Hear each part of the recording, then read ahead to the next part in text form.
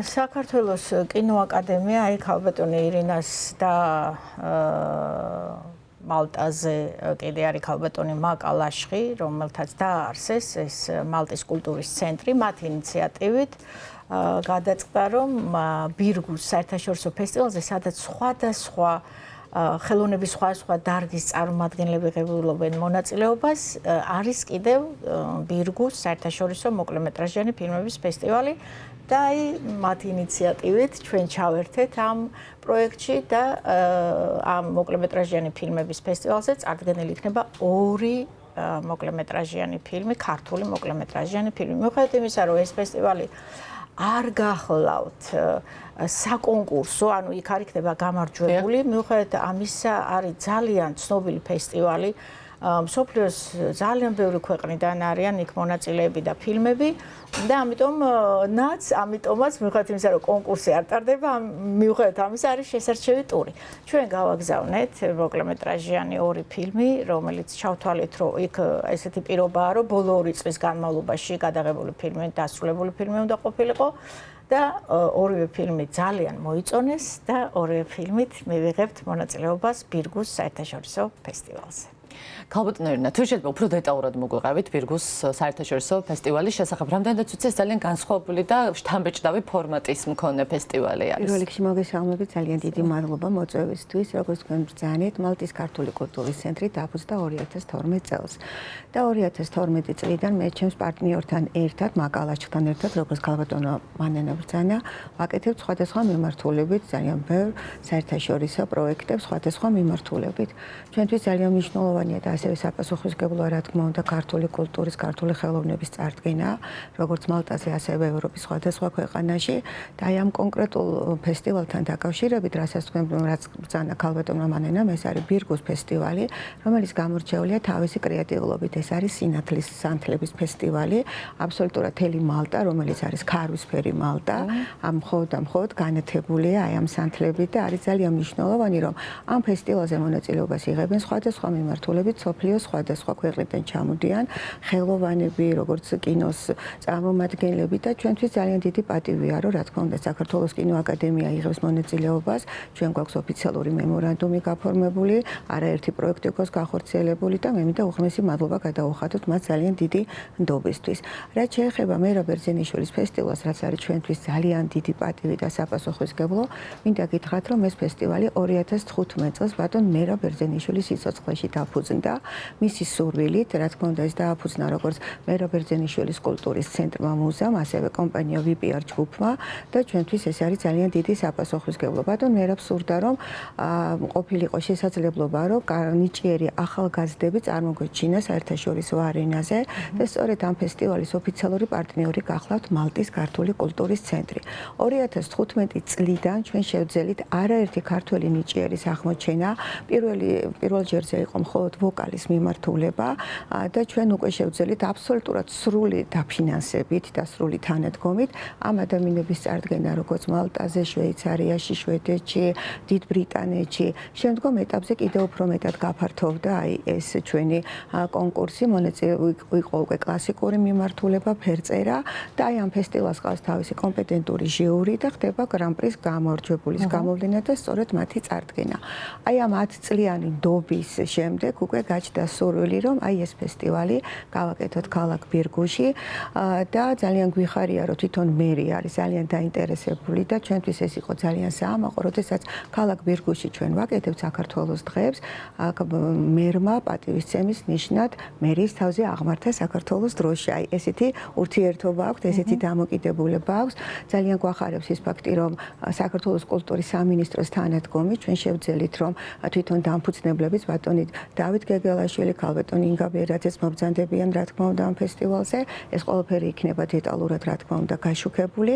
მოდიან როგორც საქართველოდან ოქროს მუზელები, ასევე ძალიან გვიხარია, რომ ჩამოდიან საბერძნეთიდან ქართული დიასპორელები, როგორც მოცეკვავები, ჩამოდიან ესპანეთიდან და ვფიქრობთ, რომ კიდევ ერთხელ შევძლებთ როგორც ღირსეულად წარდგენას, ასევე ბატონ მერაბის სახელის უყდავყოფას და ფესტივალის დაწყებამდე ბატონ მერაბეზე დოკუმენტური ფილმი იქნება ნაჩვენები.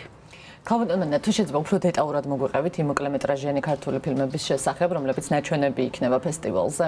კი ბატონო, სიამოვნებით. უბრალოდ მანამდე კიდე მინდა ხაზი გაუსვა, რომ ეს ფესტივალი, ეს ქალაქი თვითონ არის უძველესი ქალაქი. ცნობილი ისტორიით, ჯერ კიდევ ანტიკურ ხანაში მდინა იყო დედაქალაქი მალტის, მაგრამ როდესაც ჰოსპიტალიერები შევიდნენ მალტაზე, მათ გადაწყვიტეს, რომ ყოფილიყო ეს ქალაქი დედაქალაქი. მართალია მერე უკვე ვალეტა გახდა დედაქალაქი, მაგრამ უძველესი ისტორია აქვს, უდიდესი წვლილი აქვს სწორედ რომ მალტის ალყის მოხსნაში და გადარჩენაში ოტომანთა დინასტიიდან და აი იქ დაარსებული ეს ფესტივალი, რომელიც ყოველ წელს იმართება და რომელიც განსაკუთრებულია იმით, რომ მხოლოდ სანთლების შუქი არის მთელი 2-3 დღის განმავლობაში იქ და რაღაცა ქმნის მართლა ხელოვნების ატმოსფეროს.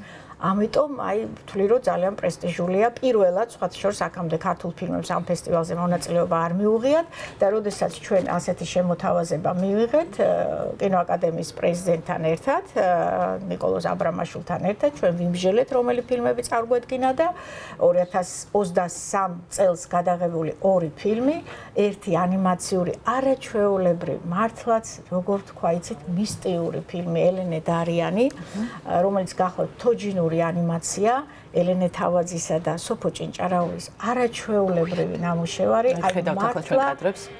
მართლა ხელოვნების ნიმუში, მაღალი ხელოვნების ნიმუში ყველაფრით იცით გამოსახულებით, ხმით, დიზაინით, კოსტუმებით ყველაფრით და რაც თავარია სათქმელით და მეორე გახლავთ ასევე ძალიან მნიშვნელოვანი ფილმი ეს არის გიორგი ოვაშვილის მოკლემეტრაჟიანი მხატვრული ფილმი ყინვა და პატარა მოწაფე, რომელიც ყველამ ვიცით ჩვენ ადრე სკოლაში ისწავლებოდა ლომოურის ცნობილი პოემის ყინვა და პატარა მოწაფეს მიხედვით.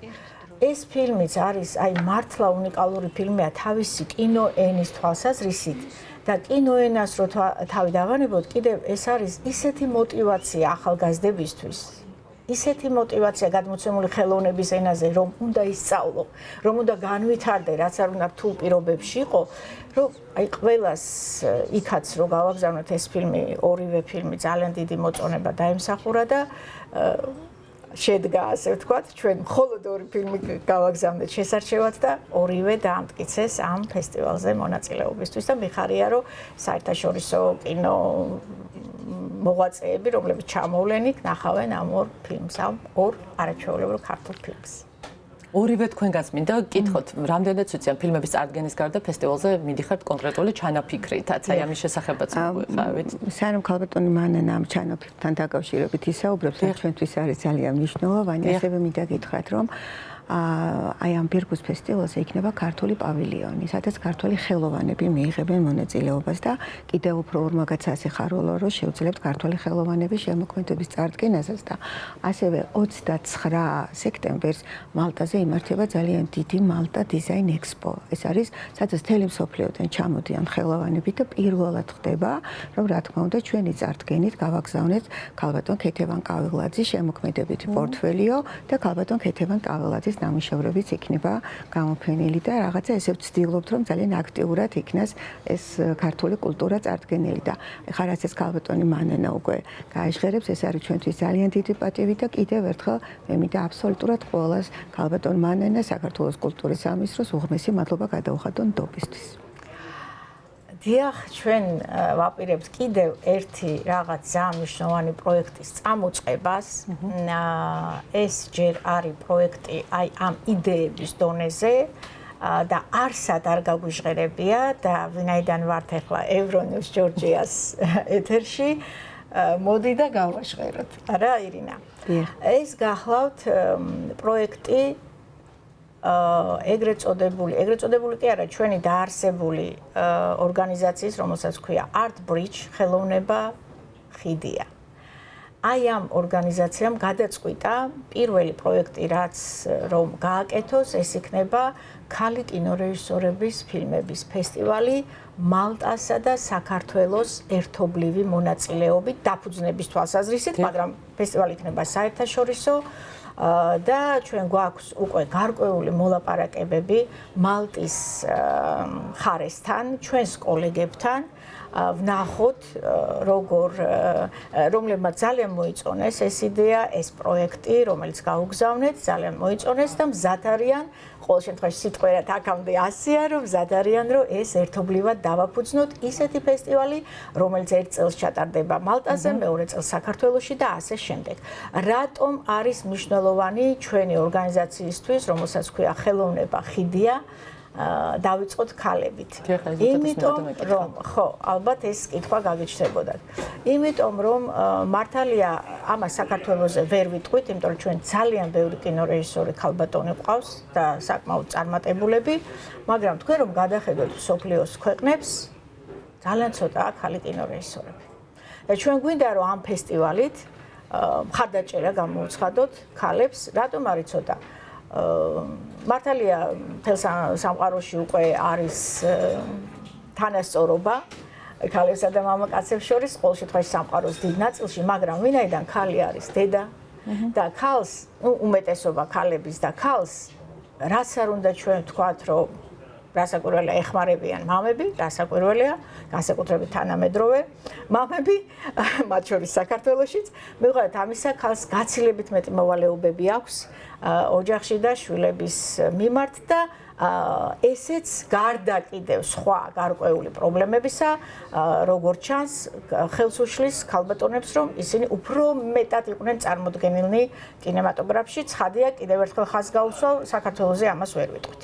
ამიტომ გადავწყვიტეთ, რომ პირველი ჩვენი პროექტი, ამ Art Bridge-ის პირველი პროექტი ყოფილიყო კინოფესტივალი, რომელსაც დავარქვი Cine Bridge და რომელიც გეგმავთ რომ მომავალ წელს უკვე ჩატარდება პირველი, თუ ყველაფერი კარგად დამთავრდა და თუ კარგი ფეხი აქვს ამის გამოცხადებას ევრონიუს ჯორჯიაზე.